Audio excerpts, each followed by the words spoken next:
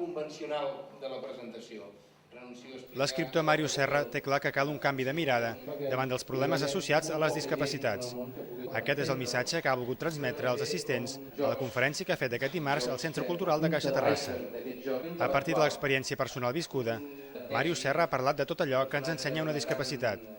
Remarca la importància de veure la part positiva, els moments més durs de la malaltia, i subratlla que cal ser conscient de totes les coses que poden arribar a fer les persones amb discapacitat. I l'experiència amb la discapacitat té aquesta doble vessant, no és tot d'un color. Al costat del moment més trist hi ha un moment d'esclat de joia i absolutament hilarant que jo vull reivindicar perquè és molt poc relacionat habitualment amb aquests temes. Amb aquests temes tots tenim la llagrimeta fàcil, més si hi ha un nen malalt per entremig, i és molt senzill fer plorar.